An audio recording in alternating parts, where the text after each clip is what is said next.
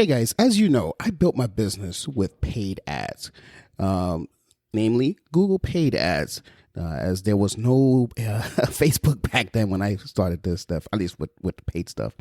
And everything came to me via paid methods. But this gentleman I'm going to bring on as introduce you to is someone I've met personally. He's I got utmost respect for. He built his business 100% organic. And it's all about through personal branding and traditional branding and all of that good stuff. And he's going to give us some cool tips on how to do that. So without further ado, enjoy the show.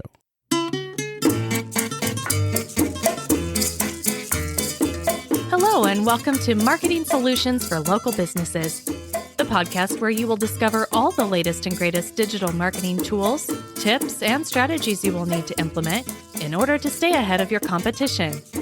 If you are not getting the results you are looking for from your digital marketing efforts, this is the podcast for you. And now, here's the host of our show, the local business guy himself, Frank Deming. Hello, everyone. This is Frank Deming, the local business guy, and welcome to another episode of Marketing Solutions for Local Businesses. Happy Wednesday. Happy hump day, everyone. I hope you guys are having a rockin' week thus far. Today, I have the privilege of interviewing the SEO king of the whole Maryland, Bethesda, DC market area. This guy brings it. I had the privilege of actually meeting him face to face when I used to live in the DC area. I don't know if you remember that, but we had lunch one day. But anyway, without further ado, I am bringing on the great Brian Lobig. Welcome to the show, Brian. Thank you very much. I would like to thank the Academy for this opportunity to speak to your audience. Love it. So today's topic is we're going to talk about personal branding, and I think you're like the best person I know that can then speak to that. But before we get to all of that, I know the audience doesn't know who you are. Kind of gave him a little indication in the pre-intro there. But who's Brian, and who are you, and what do you do? Well, Brian Lobig, my last name is of a German origin. Awesome. I'm originally from the German state of Wisconsin. Lots of Germans in Wisconsin. You can't see this on the air, but I'm wearing a Harley Davidson T-shirt. Harley Davidson is Milwaukee, Wisconsin is the home of Harley Davidson. That is true. So I got my kind of start there. Grew up in northern Wisconsin. Of course, I have to be a Packers fan. If you grew up in Wisconsin, you're kind of by default Packers fan. Or they kick you out and send you to Iowa. So I went to school there. I got my master's degree from Marquette University. We call ourselves the Harvard of the Midwest, Marquette University, where Dwayne Wade went to. That's where Dwayne Wade went to. Yeah. Both of my wife and I went to Marquette University. She continues with her education though. She became an MD, and now she's going back to school for even more stuff. But that's kind of how I got my start. Working in nonprofits originally. I was my first life. I was an alcohol and drug counselor. So I got a psychology. Yeah, I got a psychology. Did I ever tell you this? No, I didn't know that. Yeah, awesome. That's my degree from Marquette University. My first degree, my bachelor's, is in psychology, and I thought I was going to be a psychologist or a counselor or something. And so my first job out of college, my first professional job, was as a counselor at a women's halfway house for Lutheran Social Services of Wisconsin and Upper Michigan, the largest nonprofit in the state of Wisconsin, multi-million-dollar organization. Interesting. And I kind of worked my way up through the ranks. This is kind of my origin story of how I got into digital marketing. Yeah, go ahead. And so I started working for Lutheran Social Services and halfway houses, and then I went back to school and got certified as an alcohol and drug counselor, and I started working with correctional treatment populations actually. So my specialty was working with offenders on probation or parole who are drug and alcohol addicted. And so there's a special kind of a process and approach to treating those folks from a criminal personality kind of perspective. We call it criminal thinking therapy. I actually have a website called criminalthinking.net that I continue to promote and to provide free resources to people who are working with that population. And that was actually my entree into web design. because that was way back in the mid 90s, back when Al Gore created the internet. And yeah, I remember that. I built that website as a way to kind of provide, experiment. So I went back to school, got my master's degree from Marquette, and it's a dual degree in nonprofits as well as information systems. So that's kind of when I got into the web design, HTML. I graduated in 97, and I actually built Marquette University's first executive MBA website as a class project. Awesome. And that's when I knew I wanted to do this web thing. So I was still I kind of worked my way up in the social service field, I eventually became a director of correctional treatment programs in southeastern Wisconsin. And then when I got my master's degree, another company in Philadelphia hired me. My wife and I flew to Philadelphia, and I became quality, vice president of quality improvement for a large regional nonprofit. But I've always had my hands in information systems and data and technology. I always built a website for every organization that I worked with. I built their website or managed it because I just loved it. And so I've always had it as like a little side thing, a little side hustle, doing this. And so when my wife went into medical school in Virginia, we moved to Virginia. She was at VCU, and that was around 2008, 2010, when the big economic, bubble burst. Yep, 2008. I laid people off. I got laid off from my chief operating officer job with Lutheran Family Services of Virginia. And we prayed about it, and we're like, I think I'll just do this web thing full time. You're going to make the money anyway as the doctor in the family, and I'll just, I'll follow you around. I can do web design from anywhere. So she got stationed up here in at Walter Reed. She's the Army doctor. Okay. And that's what brought us to the DC area. That was like 2010, 2012. And then I started my web design business basically. And so that's kind of how I got into this. The way I grew this into an agency, though, that was just like a solo developer at that time, making websites on the side. My first big client was Volvo of Central Virginia. Multiple locations. That was a great experience. That's a big client. They let me do everything. They were just like, we don't do any of this social media stuff. You can just, we'll give you an office and we'll give you a salary. You can come in here whenever you want, and you can manage it all for us. So I managed a couple websites, like 12 social media properties. I was even fixing computers because they thought web design is the same as computer support. Yeah. Yeah, I get that a lot too. Yeah. I was doing a little computer support on the side and cleaning stuff off of people's computers. Where was I going with that? I was like, so then eventually, when we moved to the DC area, that's when my business took off, and I joined a local networking group that you and I are familiar with, BNI. Yes. I knew nobody up here, right? Like, I'm not from this area. I'm from Wisconsin. And so I was like, I need to connect with people, and so I was like, Chamber of Commerce maybe, but I was watching a webinar, and they mentioned BNI.com, Business Networking International. And so I went online during the webinar and looked for the chapter closest to me. There was one 3 miles away in Bethesda. I invited myself, and that first meeting was so inspirational to me. I put my application in immediately right away. And it just so happened that the web designer in the chapter, it was a large chapter, it was like 30 plus people. The web designer had just left the group. So I took that as a sign from God. There you go. That I need to join, that this is a great opportunity. So I've grown my business from a solo web developer, like freelancer, to a marketing agency with 15 people working for me. And I've grown every year since. Outstanding, man. That's an awesome story, man. Thanks for sharing that. So you've been in business. I mean, I know you did the web thing for Volvo and everything, but in business, you've been in business, that's 10 years, right? Yeah, that's about right. So it's 2012. Yep, as Lobig Inc. LLC since like 2020. So 10 years. That's awesome, man. That's a great story. So, what about so you said you've been growing ever since, and that's great because, you had to, here's the thing that I learned about business is you can get everything right and have the wrong mindset and it's not going to work. But the second that you have the right mindset, you could be doing everything wrong and it'll still work. So that story proves it.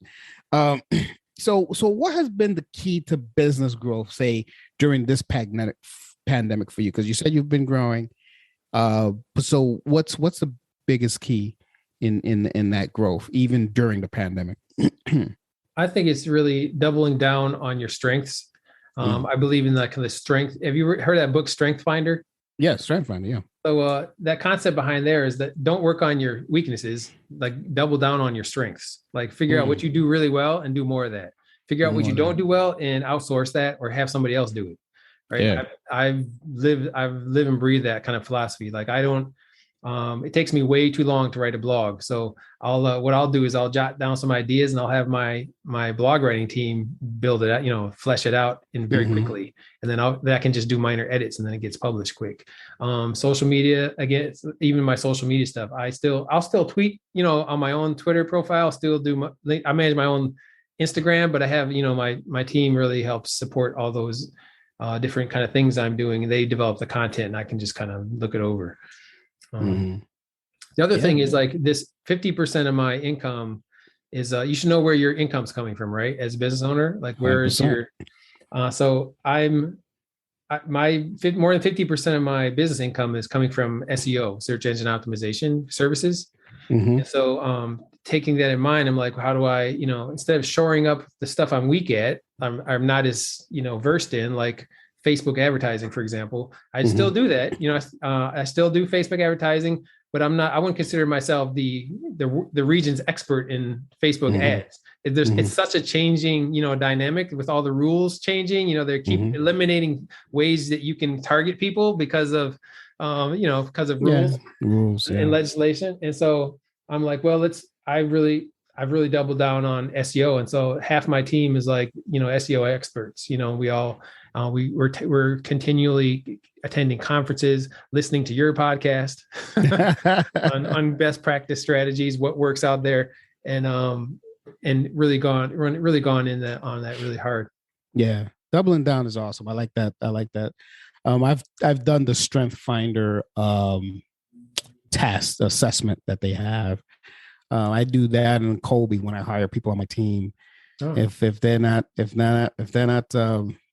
keen on that whole thing, then you're not going to be, because you got to beat the company culture. You know what I mean? Speaking of tests, like one of the things that we've started doing when we onboard new SEO specialists, we give them like a little test, and it's kind of a left brain, right brain, mind kind of thing, because we found that when I always have one or two interns working with us throughout the year. So we might have 3 or 4 interns from universities or other places.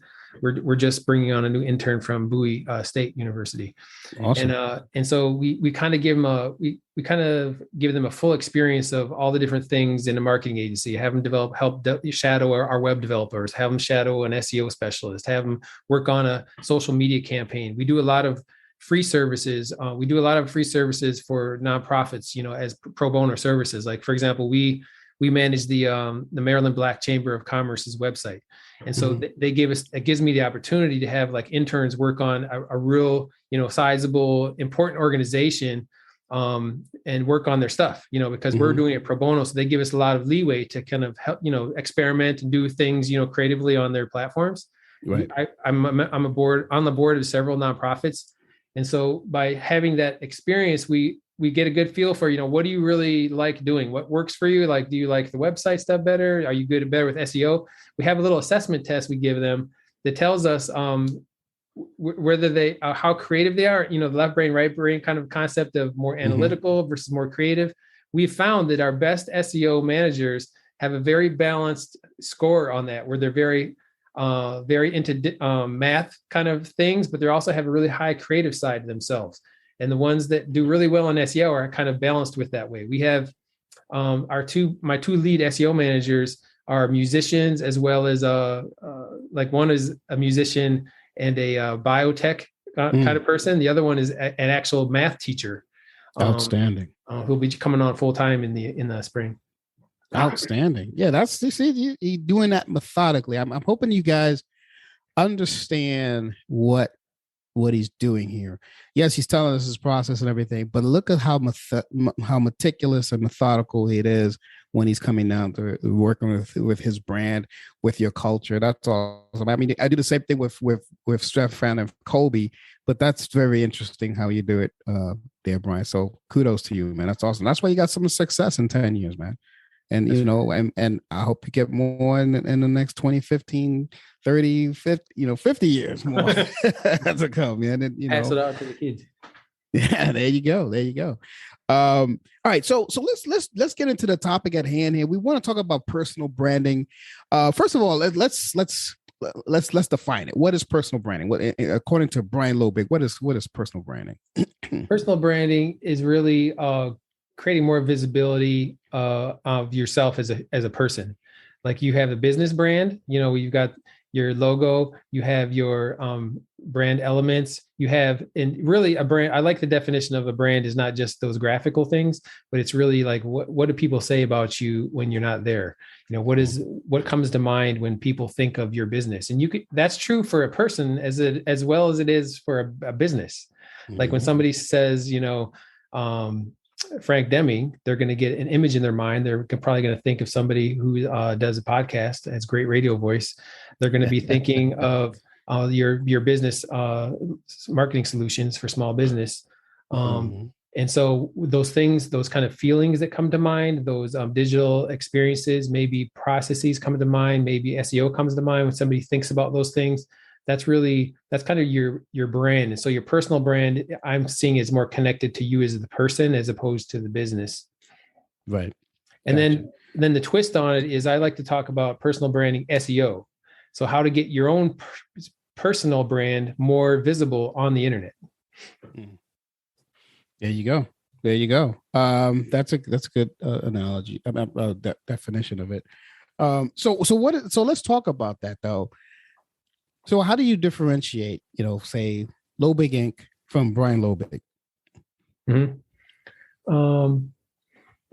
My business brand, like some personal brands, are very closely related. However, because I have a staff, I have a team, it's beyond me. So my staff members actually are great brand representatives. You know, they are me on the, you know, out there in the world. One of the things that I've doubled down on is my involvement in BNI. So I've started putting my own team members in BNI chapters around the country. So my lead Wix web developer represents Lobig Inc. on the West Coast. Her name is not Lobig. Her name is Martinez. Right. And so, however, when people interact with her, the experience they have with her is representing the brand of Lobig Inc. And so, and the whole team is very, you know, it comes from the leadership. You know what I mean? It's like how you interact with them is how they're going to interact with others. If I'm very, if I don't have any problems with mistakes, like if they make a mistake and I'm not criticizing them, they're going to be the same way. If I treat my customers, you know, who don't pay on time, the way I treat them is the way that they learn to treat, you know, the clients that they're interacting with. Yeah, that's true. That's true. Good stuff. So we going back to personal branding and SEO.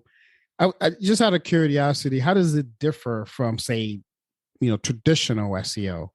Oh, good question.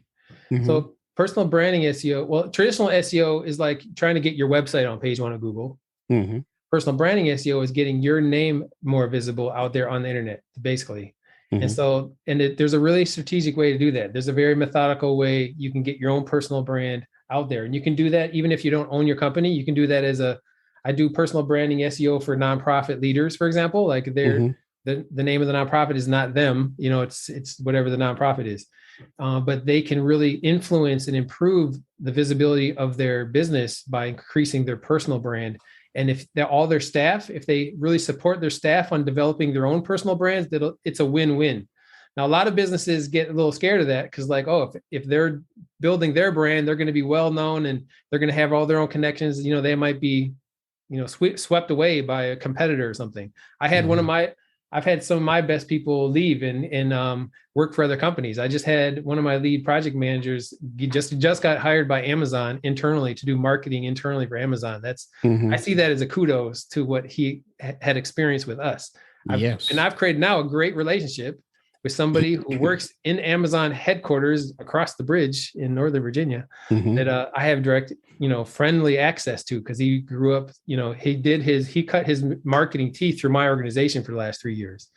And so that's, and he built a very strong personal brand, while he was with Low Big Inc. Well, Low Big, yeah. He created a great LinkedIn profile. He started putting into practice the tools he used for clients on his own personal brand, developing a great social media presence, being active on social media, interacting with clients through his social media. I actually let my team members connect with clients on their LinkedIn profiles. I'm very kind of open on that perspective. Like if you go to my about page on my website, you'll see all my team members' names there. You'll see their links to their LinkedIn pages, and clients can go reach out to them directly and connect with them. Yeah, gotcha. The steps you can take to we actually do some. I don't really do a lot of paid training on this. I do a lot of free training and presentations on how to increase your personal brand for SEO. Awesome. Is like you start with a personal branding website. And so that could be like about.me. You're familiar with that platform? Oh, yeah. About.me. Yes. There's several people still use that? Oh, yeah. I didn't know that. It's still around. Yeah. And so I have a webpage on there. And actually, one of the reasons I like it, it's basically a free one-page website that has all your information on there. They kind of market it as the one place on the internet where you can tie all the different things you do together on one web page. Because usually your website, if you're an entrepreneur or something, is going to be your business website, and you're just talking about business stuff mostly on there. You might have a personal Facebook page, you might have a Twitter account. And so the personal branding webpage, like about.me, you can tie it all together. You can talk about everything you do, from all the different things you do in your life. You might be a publisher of a book. You might have another website, a blog website about something unrelated to your business. You can link all your social media in there. And so I like to start with that. Most of the personal branding SEO stuff is really just using the free resources that are available on the internet. So about.me is free unless you can actually connect it to a domain. Like you could buy, frankdeming.com and then have it, redirected to about.me. And then social media, step 2 is go to your social media, make sure those are well built out. Start developing directories. That's directories related to your business, your consulting, is a great free way to build out content on the internet. Especially, there's 3 types of directories. There's niche, national, and local directories. And some of those local directories get the best visibility. Like, for example, nextdoor.com. Yeah. It's a great free local directory, high visibility. Somebody asks, about a dog, you're going to get 20 responses. Somebody asks about what's the best restaurant locally, you're going to get 50 responses. It's a very highly engaged community in there. And so the way you leverage nextdoor.com for your personal brand is you go in there and you claim your little profile, add a headshot, put a little bio about yourself. Most people don't do this. Most people just create the account and then just interact. Yeah. So nobody sees your headshot, nobody sees a bio, nobody sees any links to anywhere. And so with all these directories, it's just a huge lost opportunity. And for businesses as well, a lot of businesses will create these directories or they get directories created in their name. Like Yelp will create one for you, even if you don't create it yourself, right? And so if you don't claim and optimize it, there's going to be miscellaneous, random, incorrect things about you on the internet. So you can actually be proactive, go in there and claim it. Or if it's your personal brand, you're going and have to create it for yourself. Correct. And then just build it out. And so use SEO best practices, consistent NAP information across the internet, name, address, and phone number, consistent headshot across all the platforms. If you do that on some of these top directories on the internet, on your social media, use that same headshot across all these things, you're really building out a strong profile. People be like, I know you from somewhere. I get this all the time. I've seen your face somewhere, because you're showing up everywhere, especially if you're local, if you interact with people locally. Chambers of Commerce are a great business network to join. Those chambers of commerce have some of the best SEO value of any websites. Because and so joining I've got clients that's their SEO strategy. It's very interesting. I have a couple of clients that is their SEO strategy. They just joined a dozen chambers of commerce. And I've had one client that came to me just recently, and that they had a brand new website. they literally joined a dozen chambers of commerce. That was the only SEO they did. They didn't even do on-page SEO. They just joined a bunch of chambers of commerce, and the authority score for their website, because they've linked everything back to the website, was actually really strong. I was amazed. Like that was awesome. All those backlinks, strong backlinks from chambers of commerce, local, regional chambers of commerce. And so that's another part of the personal branding SEO. That's awesome. Hey guys, I hope you guys are enjoying the content that our guest is bringing you today. Incidentally, speaking of the guests, if you would like to be a guest on this show, if there's something that you would like to promote when it comes to digital marketing or anything within your business that you would like to promote, give us a call at 888-416-7752 or simply send us an email at info@lbmsllc.com. Someone from my office will then send you the podcast intake form and we will schedule you on the show. So if that's something you would like to do, go ahead and do that and I'll put you on the show. For now, enjoy the rest of the show. It's so funny going back to next door. I have a funny story. I have a client of mine who's a handyman. Oh, yeah. And initially when we first talked, we started talking about I dabble more on the Facebook ads and the Google ads arena. That's my love. I just love that stuff. But so I was trying to tell him, hey, we could do lead generation for you, and he wasn't really impressed or wasn't really into it. He didn't want to spend that kind of money. I'm like, okay, no problem. So I just gave him this tip and I said, dude, why don't we just do this? Why don't we, so that you walk out of this meeting with some value. I'm going to set you up, because he was kind of new to the area, set you up on Nextdoor. He didn't even know what Nextdoor was. So we sat there in his office. I set it up for Nextdoor or whatever. Long story short, 3 months later, he's calling me. He goes, dude, I want to do some lead generation now. I'm like, what made you change your mind? He goes, you gave me that free thing. I got like 4 calls within the first 2 weeks of handyman stuff. I'm like, oh, okay. And now I want to do some stuff. I was like, okay. Because I was willing to give him something for free. Now he's a client of mine, so it's kind of funny. and some of those free directories, they have such good organic engagement just all by themselves. Sometimes I recommend clients, they just do the free version. Like a lot of clients on Yelp, you don't want to do the paid version because it's not your it's not your industry, it's not your target market is on there. But build out that free version. I've had a couple attorneys actually that I'm working with on SEO, and they are one of the few attorneys that actually have a Yelp presence. Did I say you LinkedIn? I meant Yelp. Yeah. So, no. You said Yelp. I said Yelp. Okay, so a couple of attorneys that they've gone all in on Yelp, and not all in like they're doing paid ads on Yelp, but they've gone in there, claimed the profile, made it very detailed, specific, consistent, add a headshot of them as the owner, and they've gotten leads for high-end law services through Yelp because they're one of the few attorneys that actually have a good presence on Yelp. Yeah, that's another good strategy as well, using Yelp from the free side. Yeah, that's awesome. So out of curiosity, we're in 2022 now, Brian. We're in 2022 now. What is your, well, before I get to that, let me ask you this. Who do you niche? Do you have a particular niche that you work with, or you pretty much market to all small businesses?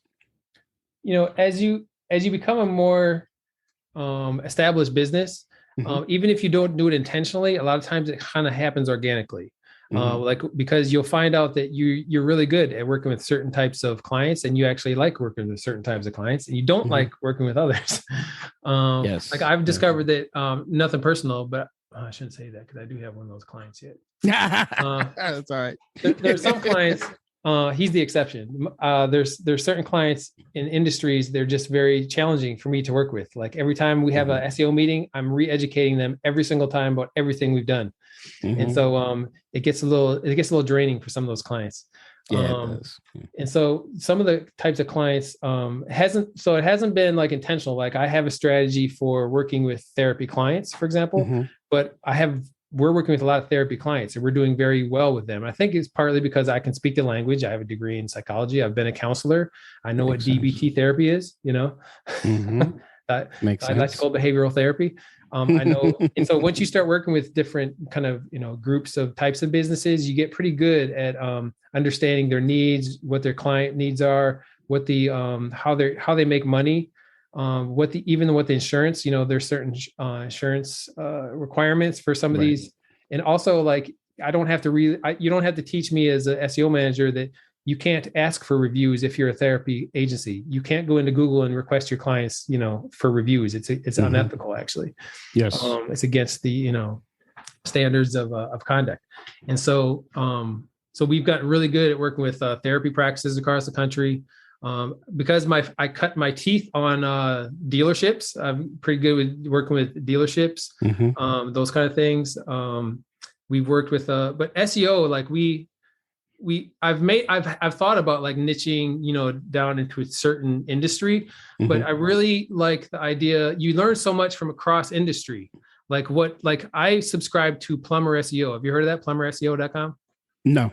So Josh, what's his name? Josh something, the owner, the CEO, he does a great podcast. They specialize in plumber and HVAC SEO. That's all they do. They're like hyper niche.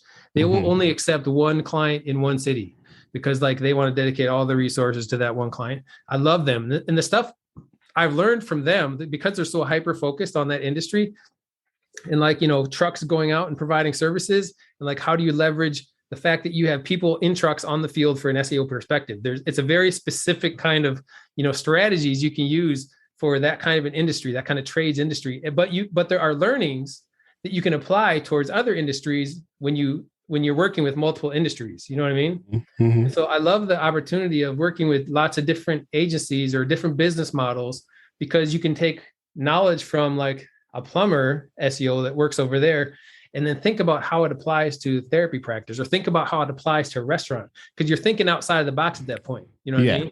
Yeah. It's like, this works for this agency. Well, I wonder if it would work for a restaurant, what I'm doing with the plumbers. You know what I mean? And sometimes it really works. It really provides some opportunities that nobody's thought of. Like if you're just working in restaurant SEO, that's your whole thing.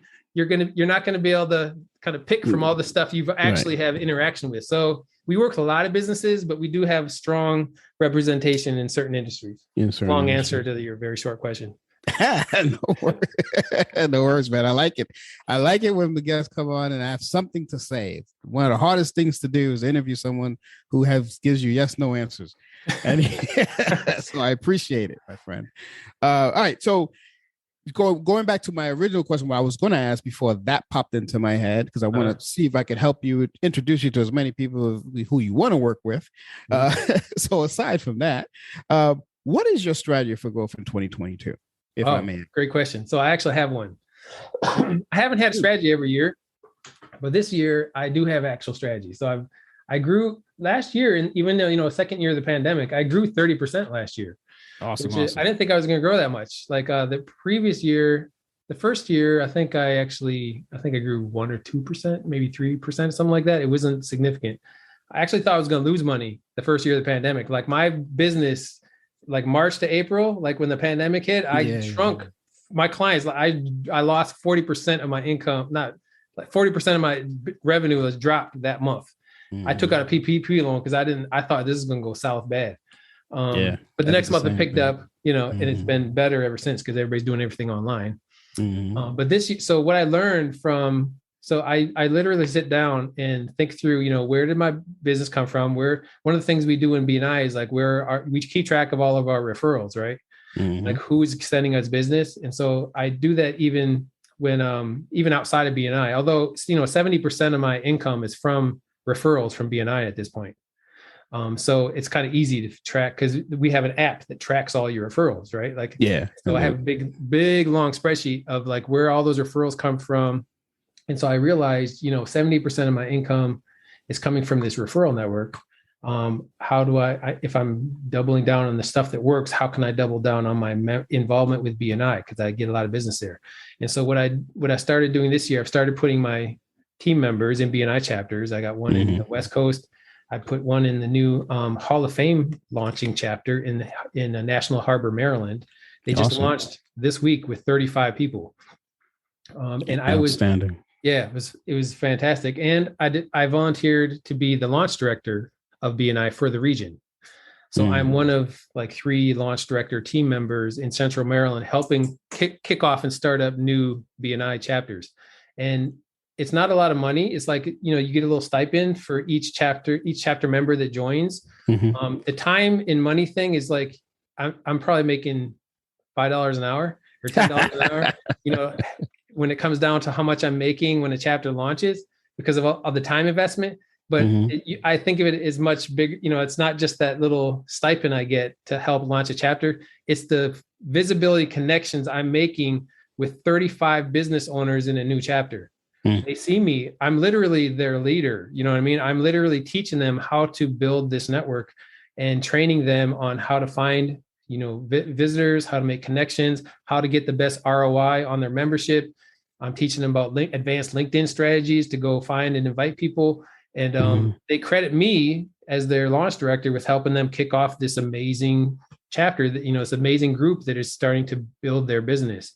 And so that's what I love it. So it's like, I'm working with my second chapter now and helping them, helping them launch. So the visibility that I get from that process is amazing.